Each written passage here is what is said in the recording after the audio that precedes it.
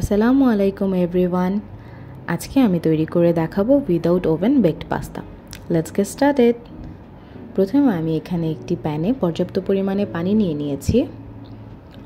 এখন এই পানিতে আমি দিয়ে দিচ্ছি একে একে লবণ এবং আমাদের রান্নার যে রেগুলার অয়েল থাকে অয়েলটা দিয়ে দিচ্ছি সামান্য পরিমাণে। এতে করে পাস্তাটা সেদ্ধ হওয়ার পর ঝরঝরা থাকবে। আমি এখানে 3 ধরনের পাস্তা নিয়ে নিয়েছি। আপনাদের কাছে যেটা অ্যাভেলেবেল আছে আপনারা সেটা ইউজ করতে পারবেন। এখানে আমি আগে থেকে আমার যে ইনগ্রেডিয়েন্টসগুলো লাগবে তা রেডি করে নিয়েছিলাম এবং আমি কিছুটা চিকেন এখানে আগে থেকে ম্যারিনেট করে রেখেছিলাম। আমি এখন প্যানে সামান্য পরিমাণে অয়েল দিয়ে চিকেনটাকে ভেজে নেব।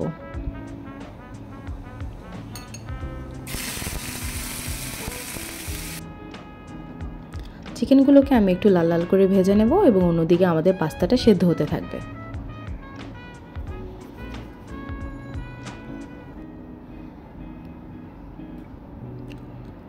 আমার চিকেনটা প্রায় ভাজা হয়ে গিয়েছে আর অন্যদিকে আমার পাস্তাটাও প্রায় সিদ্ধ হয়ে এসেছে।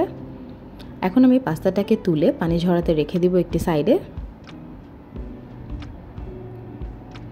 অন্য একটি প্যানে আমি সামান্য পরিমাণে ঘি দিয়ে নিচ্ছি। এখানে আমি 2 টেবিল চামচ পরিমাণ ঘি দিয়ে নিচ্ছি, যেহেতু আমার কাছে বাটার অ্যাভেলেবেল ছিল না। আপনাদের কাছে বাটার থাকলে আপনারা বাটারটা ইউজ করবেন।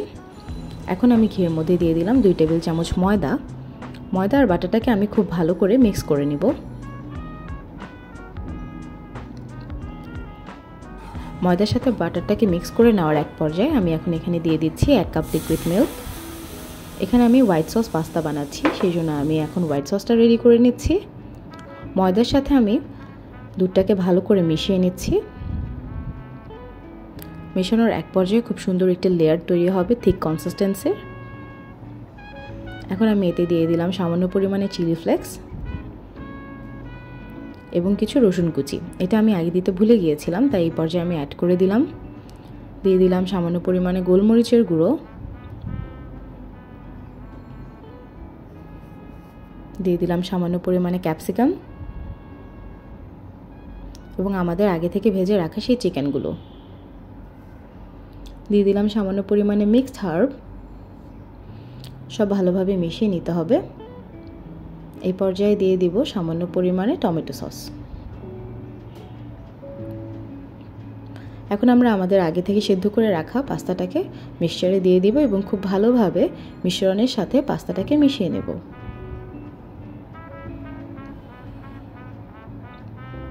আমি এখানে সামান্য পরিমাণে চিজ দিয়ে নিচ্ছি। এখন আমি পাস্তাটাকে রেডি করে নিলাম উপরে সামান্য পরিমাণে চিজ দিয়ে। এখানে একটি হাঁড়িতে আমি একটি স্ট্যান্ড বসিয়ে দিলাম এবং এর উপরে আমি আমার রেডি করে রাখা পাস্তাটাকে বসিয়ে দিচ্ছি। পাস্তার সাথে ড্রিঙ্কস হিসেবে আমি একটু মিল্কশেক বানিয়ে নিয়েছিলাম, চকলেট মিল্কশেক।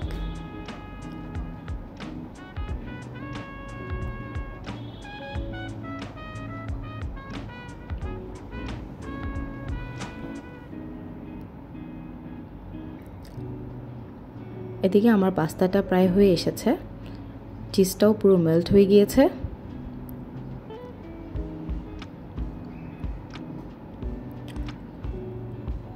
আপনারা এখানে দেখতে পাচ্ছেন খুব সুন্দর করে বাবলস ফুটছে। আমার পাস্তাটা রেডি।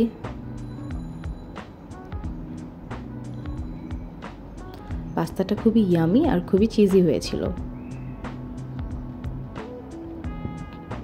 Thanks for watching.